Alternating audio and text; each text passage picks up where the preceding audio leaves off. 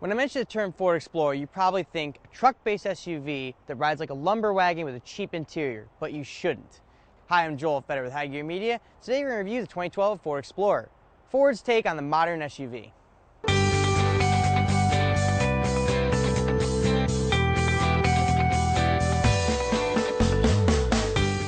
The exterior of the Explorer is all new with a tall, swept-back front end.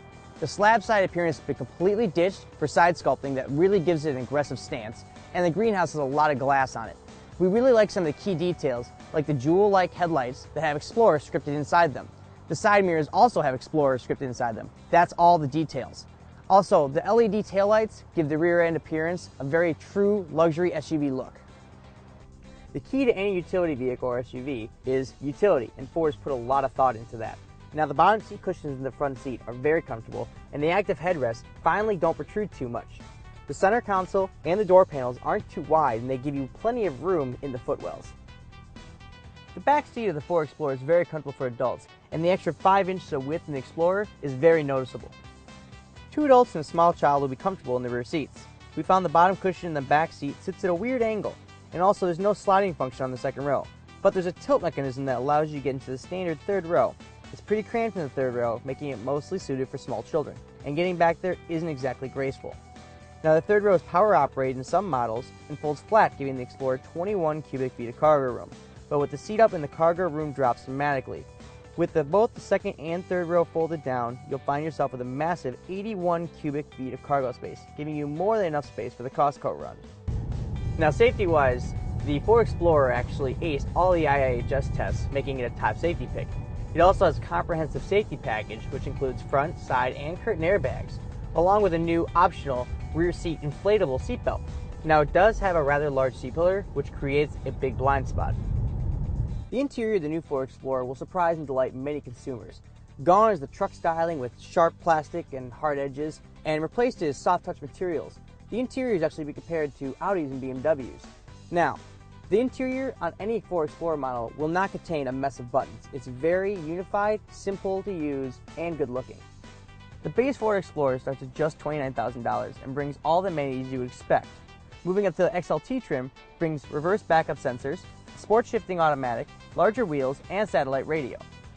Our tester is the limited trim with a sticker price of just over $46,000, and the list of standard equipment fits the price tag.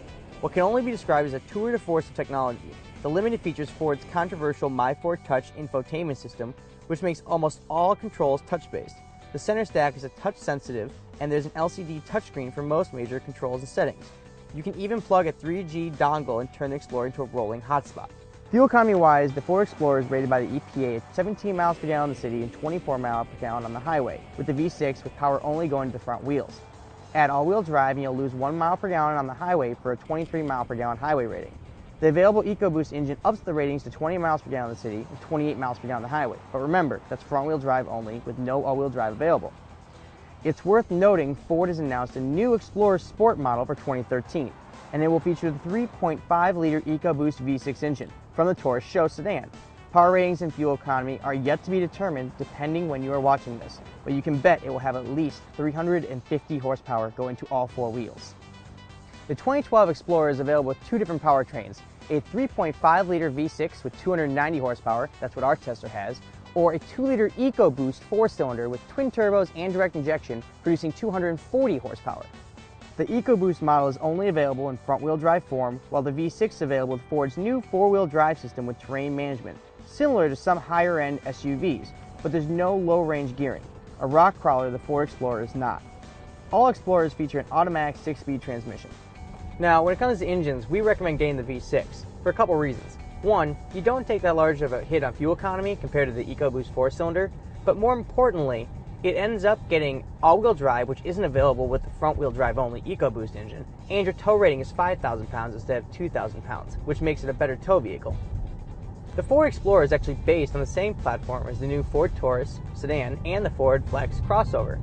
That means it's car-based, and it's actually better for it. The electric power steering and comfortable ride give it some real zeal when you go into the corners, and the electric power steering features real feedback while you're driving. So what's the bottom line with the 2012 Ford Explorer? It's a rifle shot through the heart of the crossover market, giving any SUV loyalist a reason to get out their high horse. With more luxury, technology, and a higher price than ever, this is Ford's luxury take on a modern SUV. I'm Joel Feder with High Gear Media, and this has been our review of the 2012 Ford Explorer.